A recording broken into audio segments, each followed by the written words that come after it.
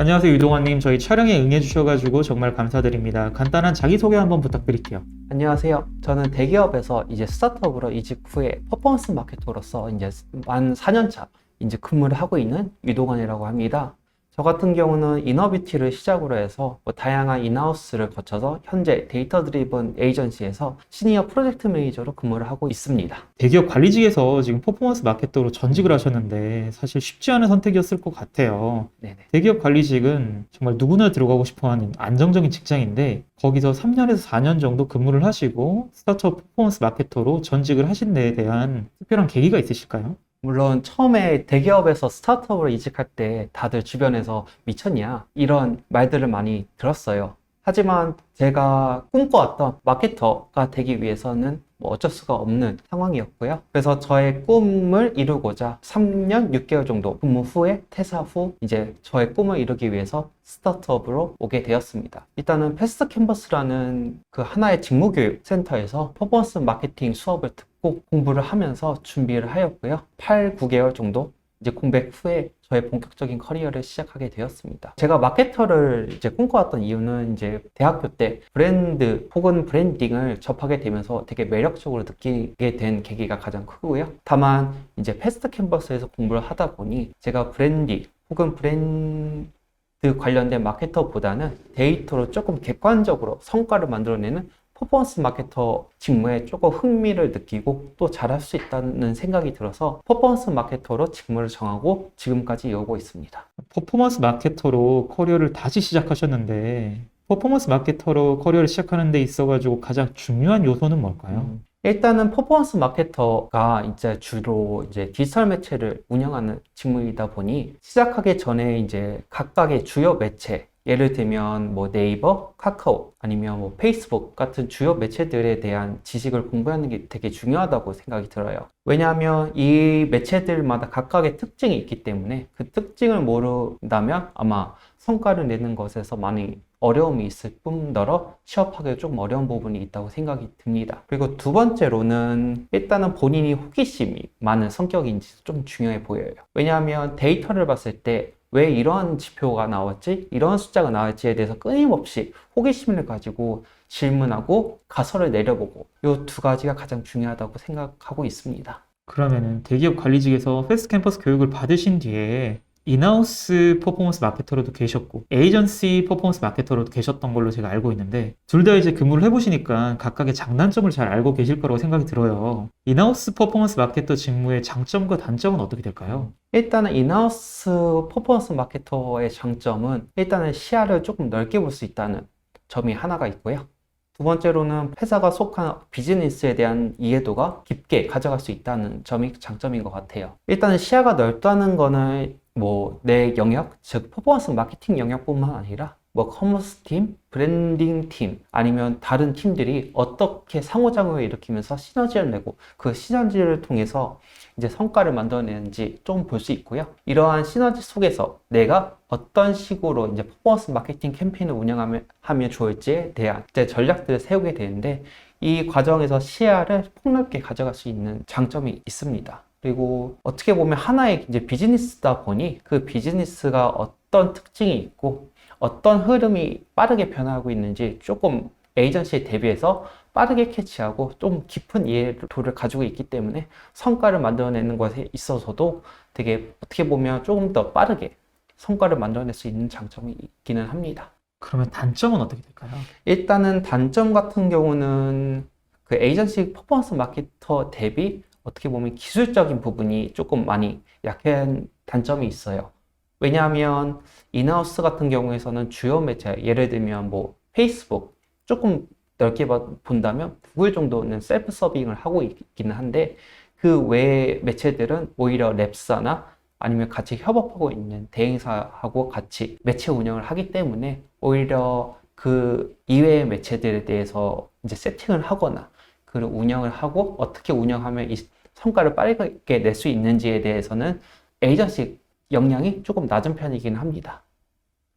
정리를 해보면은 인하우스 퍼포먼스 마케터는 확실히 브랜딩 팀이나 기획팀 그리고 혹은 뭐 개발자 팀들하고도 같이 일을 할 수 있기 때문에 산업 전반에 대한 인사이트를 얻을 수 있을 것 같아요. 네. 이 마케팅 업무를 왜 해야 되는지, 그리고 이 마케팅 업무를 가지고 왜 이러한 성과를 내야 되는지에 대해서 숲을 볼 수 있는 장점이 있기 때문에 전반적인 산업 인사이트를 가질 수 있다는 장점이 있는 반면에, 또 하나는 셀프 서빙하는 채널 자체가 많지 않기 때문에, 아까 말씀 주신 것처럼 뭐 페이스북 정도 혹은 뭐 유튜브도 뭐 직접 하는지는 잘 모르겠어요, 요즘은. 그래서 몇 개 채널에 국한된 마케팅밖에 못 한다는 점, 오히려 이런 점은 랩사나 에이전시에 가서 훨씬 더 새롭게 떠오르는 마케팅 채널을 경험할 수도 있고, 그리고 더 많은 마케팅 채널을 관리할 수도 있는 장점이 있겠네요, 에이전시 마케터가. 네, 맞습니다. 그러면 에이전시 마케터 직무에 대한 장점과 단점은 어떻게 될까요? 일단은 앞서 말씀 주신 것처럼 주요 매체뿐만 아니라 정말 보통 사람들이 모르는 다양한 새로운 매체들을 경험을 해볼 수 있고, 이 경험을 바탕으로 해서 어떻게 사용을 해야지 성과를 극대화시킬 수 있는지를 빠르게 파악할 수가 있습니다. 그리고 주변에 퍼포먼스 마케터들이 있기 때문에 그 퍼포먼스 마케터들 간의 이야기를 통해서 조금 내가 몰랐던 그 접근 방법이나 아니면 매체를 선택하는 데 대한 어떻게 보면 팁 같은 거를 조금 더 빠르게 배울 수 있기 때문에 약간 기술적인 부분이 빠르게 성장을 할 수 있는 부분이 있습니다. 근데 반대로는 인하우스 대비해서 시야가 조금 좁은 경향이 있어요. 왜냐하면 이게 마케팅이라는 한 카테고리를 좀 깊게 관여를 하기 때문에 인하우스에서 어떤 식으로 일을 하고 아니면 내가 접해보지 않는 비즈니스를 처음 담당하게 된다면 이 비즈니스에 대해서 어떻게 해야지 빠르게 성과를 만들어낼 수 있는지에 대한 시야가 조금 좁은 편이긴 합니다. 근데 다만 이런 부분은 이제 고객사에 따라서 다르긴 할 것 같긴데요. 고객사가 적극적으로 이런 부분에서 보완을 해줄 수 있다면 에이전시에서 오히려 조금 더 빠르게 성장을 할 수 있는 장점이 있습니다. 그리고 단점 같은 경우 또 있다면 어떻게 보면 고객사에 약간 니즈가 많이 반영이 된다. 그래서 좋은 전략이라도 고객사가 컨펌이 되지 않는다면 의지대로 조금 캠페인 전략을 구사하지 못한다는 점도 가지고 있습니다. 확실히 인하우스에서는 그래도 내가 인하우스 인력이기 때문에 뭐 기획팀과의 미팅이나 아니면 뭐 전략팀과의 미팅, 개발팀과의 미팅에서도 내 의견을 내가지고 전체적인 방향에 내 의견이 포함될 수 있도록 만들 수 있는데, 에이전시 같은 경우에는 고객사의 의견에 따라야 되기 때문에 우리가 아무리 좋은 전략을 세우더라도 고객사에서 받아들이지 않으면은 사장될 수 있는 그러한 업무를 하는 거네요. 그렇죠? 네네, 그러한 확률이 인하우스 대비해서 높기 때문에 어떻게 보면 이렇게 지속적으로 고객사와 프로젝트를 하다 보면, 예를 들면 나와 맞지 않는 고객사와 프로젝트 하게 된다면 약간 이렇게 사장되는 경우가 조금 자주 발생하는 편이긴 합니다. 그러면은 에이전시 마케터는 인하우스 마케터보다 연봉이나 처우가 좀 짜다라는 그러한 속설이 있거든요. 네네. 사실인가요? 요즘은 그렇지는 않은 것 같고요. 오히려 정말 소위 업계에서 잘하는 이렇게 에이전시를 보면, 주변에 이렇게 물어보면 오히려 인하우스보다 더 많이 받는 경우도 있긴 합니다. 이게 명확하게 제가 말씀드릴 수는 없지만, 이게 연봉을 떠나서 인하우스가 더 좋다 아니면 에이전시가 더 많이 받는다의 개념은 조금 요즘 들어서는 많이 사라진 것 같긴 합니다. 네, 확실히 예전에는 에이전시가 좀 짜게 받는다라는 속설이 있었는데 요즘은 또 트렌드가 바뀌고 흐름이 바뀌어가지고 전혀 그렇지 않다라는 말씀이시네요. 네네, 맞습니다. 대기업에서 나오셔가지고 퍼포먼스 마케팅 교육을 받으신 다음에 굉장히 많은 기업들을 거치셨어요. 네네. 몇 번의 기업을 거치셨는데 그렇게 되면 아마 좋은 기업을 찾는 노하우도 생겼을 거라고 생각이 합니다. 취준생 관점에서 좋은 기업을 선택하는 노하우가 있을까요? 일단은 스타트업을 기준으로 조금 말씀드리고 싶은데요. 일단은 스타트업을 취업을 희망하신다면 좋은 기업을 찾기 위해서는 일단 대표님이 어떤 생각으로 이 비즈니스를 바라보고 있는지, 그리고 이 비즈니스 속에서 이 회사를 어떻게 성장하고 싶을지에 대한 강한 비전을 조금 체크를 해봐야 될 것 같아요. 왜냐하면 말만 번지르르 할 수도 있고 아니면 그 비전이 현실성과 동떨어질 수 있기 때문에, 만약에 그 비전이 현실성과 동떨어진다면 아무리 좋은 프로덕트를 만든다고 하더라도 매출을 발생시킬 수가 없기 때문에 결국에는 약간 회사가 이제 어려워지거나 심각하게는 이제 폐업까지 가는 경우가 있기 때문에 이 부분을 조금 체크를 해봐야 될 것 같고요. 만약에 이 부분에서 좋은 판단이 된다면 저는 그 다음으로는 내가 직무에서 어떻게 성장할 수 있는지 조금 파악을 해봐야 될 것 같습니다. 특히 인하우스 같은 경우에서는 그 스타트업 같은 경우에서는 이게 퍼포먼스 마케터가 퍼포먼스 캠페인만 담당하는 게 아니라 그 이외의 브랜드 캠페인도 함께 담당하게 될 가능성이 높아요.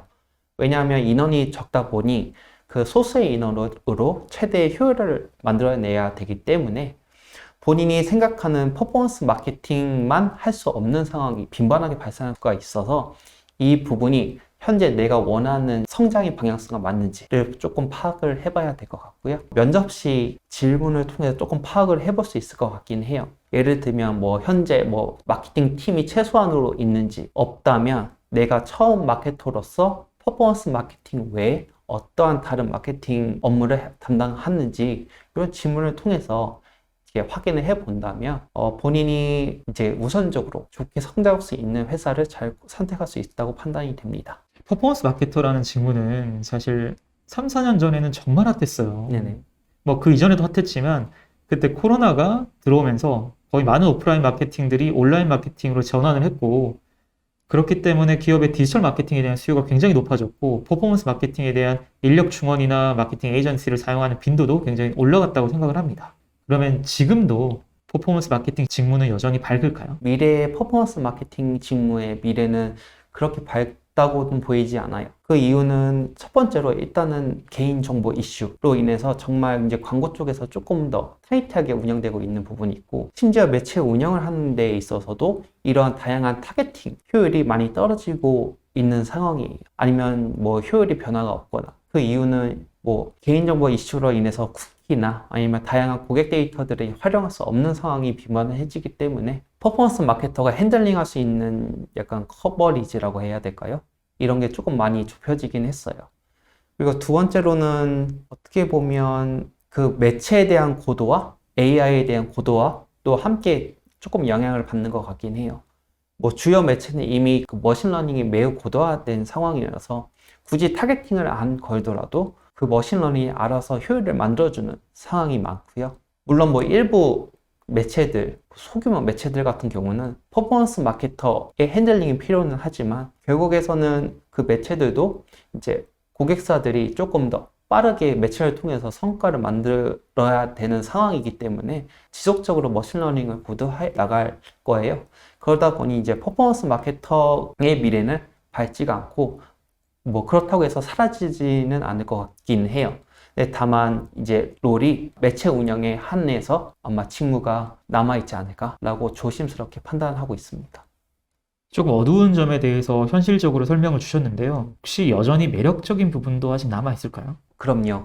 왜냐하면 일단은 현 시점에서는 그래도 퍼포먼스 마케터들의 약간 기술적인 부분이 많이 필요한 상황이기도 하고요. 그리고 이 퍼포먼스 마케터가 어떻게 보면 마케팅이라는 캠페인을 운영하지만 데이터를 보는 직무예요.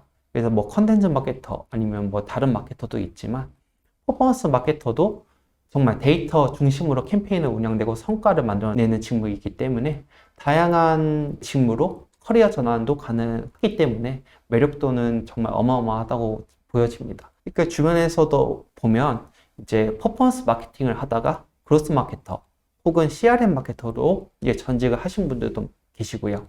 아니면 마케터를 하시다가 이제 PM, PO로 전직을 해서 일을 하시고 계신 분들도 많습니다. 왜 이러냐면 이제 말씀드린 것처럼 데이터를 보기도 하지만 PM, PO가 하는 역할, 그리고 다양한 이제 다른 직무의 마케터들이 하는 역할들을 통틀어서 할 수 있기 때문에 아마 그러한 확장성이 있지 않나 라는 생각을 합니다. 그럼 이렇게 퍼포먼스 마케터로 입사를 하고 싶은 취준생들도 여전히 굉장히 많거든요. 퍼포먼스 마케터가 갖춰야 할 능력은 어떤 것들이 있을까요?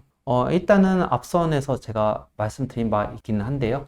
일단은 매체에 대한 이해도를 공부를 하시는 게 조금 중요해 보여요. 왜냐하면 어찌 됐던 매체를 메인으로 캠페인을 이제 오퍼레이팅 해야 되는 직무이기 때문에 매체에 대한 이해도를 그래도 기본적인 요소는 있어야 되지 않을까라는 생각이 들고요. 물론 이러한 지식은 실제로 해보는 게 가장 좋아요. 그래서 뭐 큰 돈이 아니더라도 뭐 하루 10,000원 정도를 사용해서 실제로 페이스북을 캠페인을 이용해 보는 것도 하나의 방법이 될 것 같고요.